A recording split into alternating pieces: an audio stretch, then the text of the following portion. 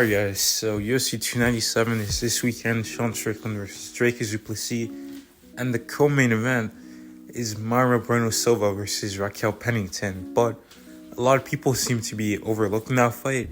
A lot of people just don't care about that fight. A lot of people just, they're probably not going to watch that fight. They're probably going to skip it when it comes down to it. But, ever since Amanda Nunes left the division, this division hasn't been really getting that much interest. It seems like a lot of people talk about the women's flyweight division, the women's strawweight division, any other men's weight classes, but when it comes to this weight class, people kind of just seem to forget about it because it's maybe it's not the most interesting, maybe it's not like the cleanest fighters in there in terms of their skills, but in my opinion, I think this is an active division. I think this division isn't dead.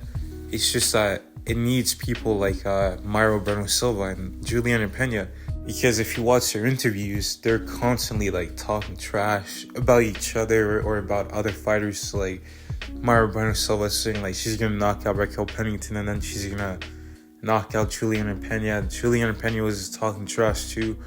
You got fighters like Irene Aldana, who's still in the mix. She brings exciting fights despite her fight versus Amanda Nunes.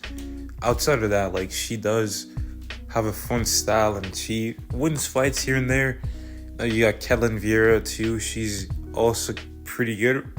Actually, I don't know about that because I thought she was going to beat Raquel Pennington, but she didn't. But I think this division needs Mayra Bueno Silva to win this fight, because if she doesn't win, I have a feeling that Raquel Pennington's going to win the title and then just call it quits. I feel like she's going to retire after she wins. So it'd be better if Mayra Bueno Silva will beat Raquel Pennington and maybe Juliana Pena is in attendance. And then you can set that fight up because they're going to at least bring something to the table outside of their skills, because a lot of people don't know about their skills.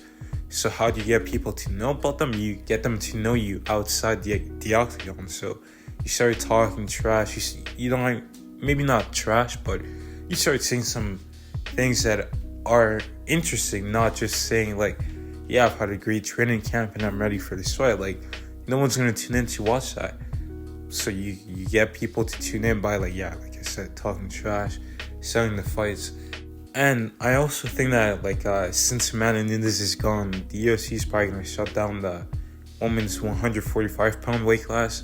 There wasn't that many fighters there anyway, but those fighters might have to come down to that weight class. But I know some of them can make weight, but they're going to have to make a compromise because there's no one in that featherweight division.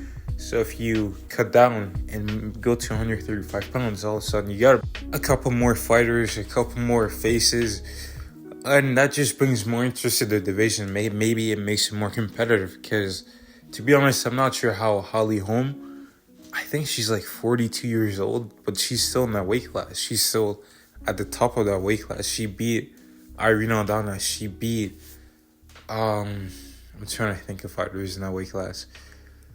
I can't think of someone right now, but I know she's been winning. I think she had a close fight with Ketlen Vieira, and then she lost to Mayra Bueno Silva, but apparently she was on steroids or whatever. But yeah, I just feel like this division needs either a breakout fight. This fight could be that just fight that gets attention back to the weight classes. Before you had the Ronda Rousey era, which was exciting. Everyone was tuning into that weight class, and the other women's weight classes weren't as popular.